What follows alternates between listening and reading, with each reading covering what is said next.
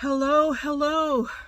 If you detect a tad bit of weariness in my voice, it's because over the last month or so, I've traveled more than 6,200 miles through 8 different states. Oh my. I've camped with some very dear friends and met just a host of other people, some who I know are going to become dear friends also. One person I met, her name is Lulu, and I really want to introduce you to her. There's something she said to me that I found very striking. She said that in her 50s, actually at 55, she met the darkest night of her soul as she looked into her future, and she didn't like what she saw, and she decided to make some major changes, including building out a minivan and traveling around the country as a solo female, despite the fact that she'd really never traveled alone those kind of distances.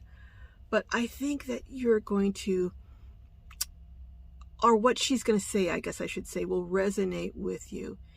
And in this video, I'm going to just introduce you to her and let her explain her story to you. And then in a follow-up video, we'll do a tour of her Dodge Caravan minivan. So come on, let me introduce you to Lulu.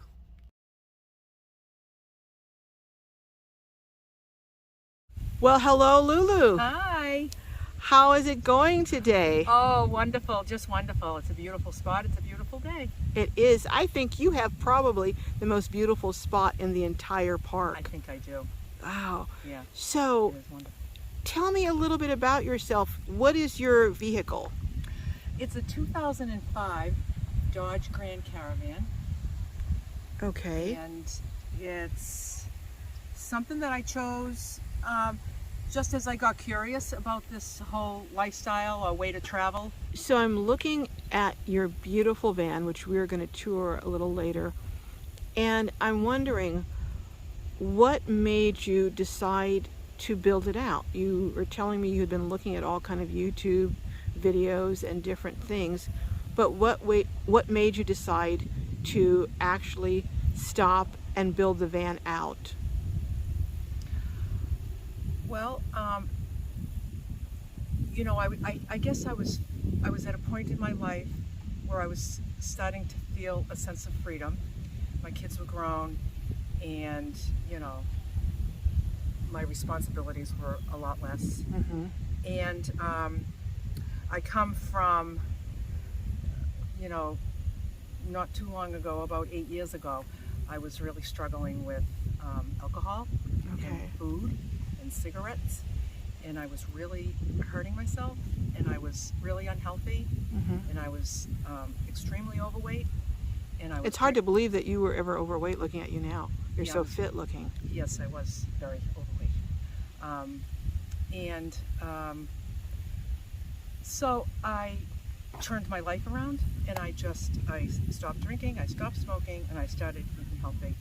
And so that journey brought me to, you know, thinking about ideas about vacationing and traveling without food and alcohol. Like, how do you even do that? You know, I thought to myself, like, you know, how am I ever going to have another fun day as long as I live?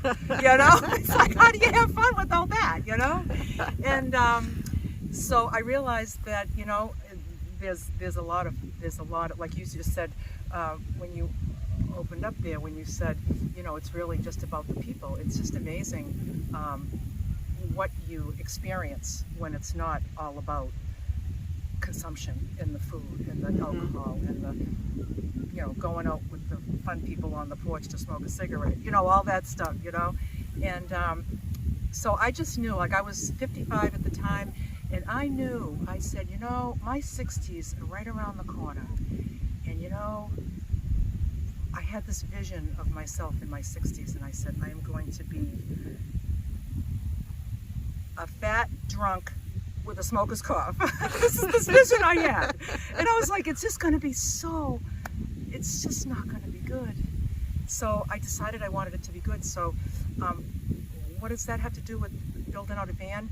I think that it felt really adventurous, And it was also something I could do by myself that didn't feel lonely, because without engaging in a lot of these things that people engage in socially, and I don't do that.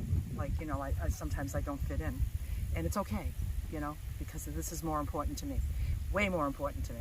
So I just I'm sticking with what works. What I'm wondering, and I know I'm digging kind of deep here, but you said you didn't want to go into your 60s the way you were in your 50s. Did you have an epiphany? Did a light bulb go off? Did someone pass in your life? What was it? Was there a single event, or was it a combination of things? I think it was a combination of trying and failing so many times, wanting to stop and not stopping, or not stopping for good. I was kind of playing whack-a-mole with everything. Like, Okay. you know, put one down, the other one pops up, and it was just like, it was exhausting. And I think that I just met the darkest night of my soul. Okay. And I was just like, I've had enough.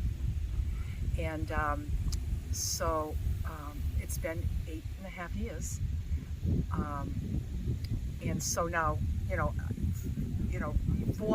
4 years into it was when I was, and it was like something to do, and it was fun, and it was creative. I was able to be creative, and I worked with some friends on some of the construction in here.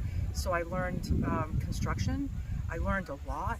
I learned a lot about, now I can like build stuff if I want. You know, I have like a workshop in my house. Like I have power tools and everything, you know. So now, do you live in here full time? What do you? No, I have a house in Massachusetts. Okay. Yeah, and I have family that live with me, and so everybody's taking care of everything back there. I'm pretty much, so actually, let me back up a little. So I was working, and when COVID hit, they sent us all home to work from home.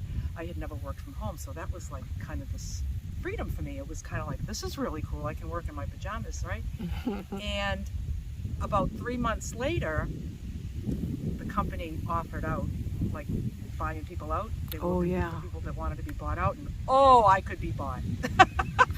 I was like, I'm ripe to be bought. Okay. So yeah, I took the package, and I was paid my full salary for like the whole rest of the year, right into December when I turned 62, and then I started Social Security. Wow, so that was perfect timing. Perfect timing. And then by Divine then, timing. By then was your van built out? Oh yeah, I had already been using it a couple of years. Okay. I was working, and I was using it, you know, with vacation time. I was using it, you know. But now I've done a little bit different traveling with it. Now that I have all the time in the world.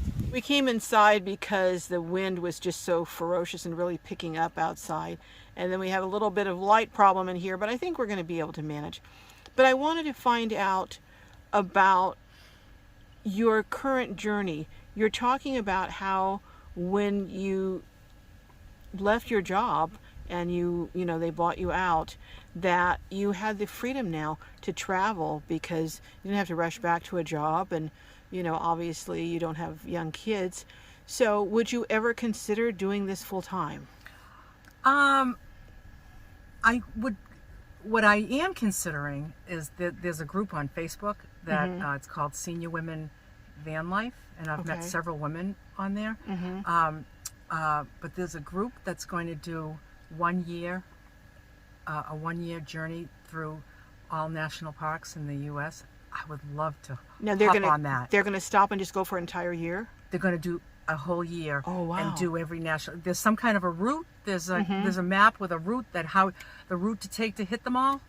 And so I guess you could call that full time. Yeah, for that year, for sure. For that year, yeah. You know, would I ever sell my house? And like I said, I have family that live in the house, and you know, it's you know, I don't think that I can't see myself selling the house anytime soon. But you know, I don't need to live in it. You know, because I have very responsible. My son's very responsible. So based on your family circumstances, you wouldn't sell your house, but you would consider certainly being in here a much longer period each year. Yes, and you know what? I really love the adventure, and I also love having all my things with me. Right. This, for me, this works much better than a hotel because I need the food that I eat, and it's very. I'm on a, a regimented food plan, and I want to cook everything myself. I don't enjoy going to restaurants, and I like everything. I like to do everything myself and have all my favorite things with me. My favorite knife and my favorite, Right. And you don't get that when you go to like an Airbnb, No, you and don't. I really like traveling like this, and I, for a lot of reasons, I prefer the minivan. Like, Well, it's very stealth, and you can park anywhere. it's very stealth. I can park anywhere, and other than not being able to stand up, I have room for everything I need. Like, I don't need much stuff, It's And amazing when we really start doing life in a minimal way that we discover how little we actually need. it's amazing.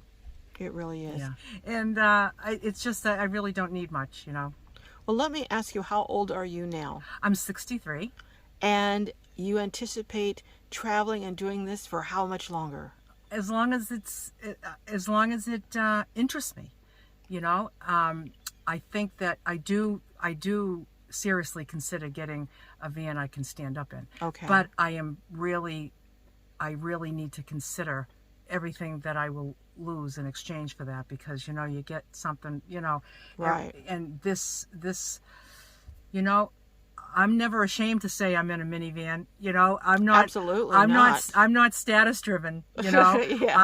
I'm cool. It's like I'm in a little minivan because I think it's adorable. It has everything I need, and it's allowed me to be creative and to create the space that I'm calling home right now. So you mentioned your son, earlier when we were talking, what does he think of this when you out and about? Oh, he thinks it's the coolest thing. Yeah, he thinks it's the coolest thing. Oh, that's great. Yeah. Well, you know what? We're going to stop here, and I'm going to do a tour, which I will air in another video. But thank you so, so much, Lulu. And we're going to go ahead and check out your minivan. There you go. All right.